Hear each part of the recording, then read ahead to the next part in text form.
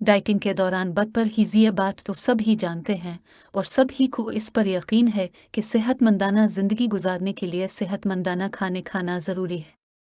ऐसे खानों से परहेज़ किए बगैर डाइटिंग कोई मानी नहीं रखती जिन्हें गैर सेहतमंदाना शुमार किया जाता है। इनमें जंक फूड सरफहरिस्त है। जंक फूड की इस्तिलाह ज़्यादातर उन खानों के लिए इस्तेमाल होती है जिन्हें हमने फ़ास्ट फूड का नाम दे रखा है। पिज़्ज़ा, बर्गर, फ्रेंच फ्राइज़ और तेल में तली गई ज़्यादातर जंक फूड में शुमार होती हैं। उन्हें इंसानी जिस्म में गैर सेहतमंद ख़राब और नुकसानदेह चर्बी पैदा करने का सबब समझा जाता है। ज़ाहिर है, जब आप किसी के मशवरे पर खुद अपनी मर्ज़ी से डाइटिंग शुरू करते हैं तो सबसे पहले आपको जंक फूड से परहेज़ करना पड़ता है। सेहत बेहतर बनाने और डाइटिंग के तकाज़े पूरे करने के लिए जंक फूड से परहेज़ करना बहुत अच्छी बात है, लेकिन क्या आपको मालूम है कि सेहत को मज़ीद बेहतर रखने के लिए कभी कभार मुनासिब हुदूद में रहते हुए बदपरहेज़ी भी ज़रूरी है। शायद आपको ये बात कुछ अजीब सी लगे, लेकिन एक माहिर ग़िज़ाइयत की हैसियत से मैं ये बात निहायत ज़िम्मेदारी से और जदीद तरीन तहक़ीक़ की रोशनी में कह रही हूँ। दर हकीकत जंक फूड हमारे जिस्म में गैर मुफीद या ख़राब चर्बी फैट्स इस सूरत में पैदा करता है जब हम तवातुर से इसे खाते हैं और ज़्यादा मिकदार में खाते हैं।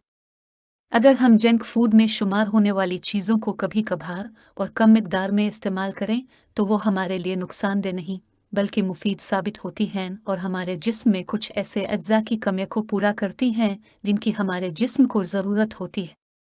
कुदरत का ये अजीब निज़ाम है कि बाज़ चीज़ों को अगर हम तसलसल और कसरत से इस्तेमाल करें तो वो हमारे लिए नुकसानदेह होती हैं, लेकिन अगर हम उन्हें कम मुतवाज़िन तादाद में इस्तेमाल करें तो वही चीज़ें हमारे लिए मुफीद साबित होती हैं। हर शोबे में चूँकि तहक़ीक़ जारी रहती है और नई नई चीज़ें सामने आती रहती हैं, इसलिए हमें अपने तर्ज़ अमल और मामूलात में तब्दीली करते रहना चाहिए। अब यही देख लीजिए कि किसी ज़माने में मुरग़न खानों, ख़ास तौर पर देसी घी में पकाई गई डिशेस को सेहत बनाने का ज़रिया समझा जाता था, लेकिन रफ्ता रफ्ता तहक़ीक़ ने हमें बताया कि गैर ज़रूरी तौर पर चिकनाई का इस्तेमाल, खा चिकनाई देसी हो या विलायती, बहरहाल नुकसानदेह। इसी तरह अब ये जदीद तहक़ीक़ सामने आई है कि कभी कभी बदपरहेज़ी और जंक फूड के इस्तेमाल में कोई हर्ज नहीं। जब आप इस किस्म की कोई खुराक इस्तेमाल कर रहे होते हैं तो गोया अपने जिस्मानी निज़ाम डाइटिंग इदारे को चक्कर दे रहे होते हैं। शायद इसलिए माहिरीन ग़िज़ायात ने उन्हें चीट मील्स का नाम दिया है। हल्के फुल्के अंदाज में यूँ समझिए कि इस वक्त आप अपने मैदे को चीट कर रहे होते हैं, लेकिन ये एक चीटिंग है जिसमें कोई हर्ज नहीं और जो इंसान के लिए मुफीद है। अब चाहें तो उन खानों को चीट मील जैसा कदरे मनफी नाम देने के बजाय ट्रीट मील का नाम भी दे सकते हैं। यानी जब आप इस किस्म के खाने खाएं तो ये महसूस करें कि आप खुद को ट्रीट दे रहे हैं, खुद अपनी दावत कर रहे हैं और आपको मालूम है कि दावत में बदपरहेज़ ही तो हो ही जाती है। ट्रीट मील के तौर पर किसी ऐसी चीज़ का इंतखाब कर सकते हैं जिससे आप काफ़ी अरसे से परहेज़ करते चले आ रहे हों और शायद इसके लिए आपका दिल भी चाह रहा हो।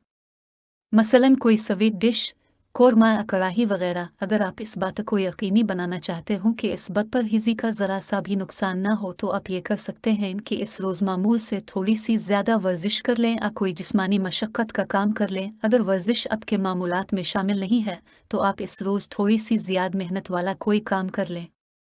इससे ये फ़ायदा भी होगा कि आपको ये एहसास नहीं होगा कि आज बदपरहेज़ी करके आपने कोई बड़ी गलती कर डाली है। डाइटिंग और वर्जिश के सिलसिले में ज़िमनी तौर पर एक बात और करती चलो।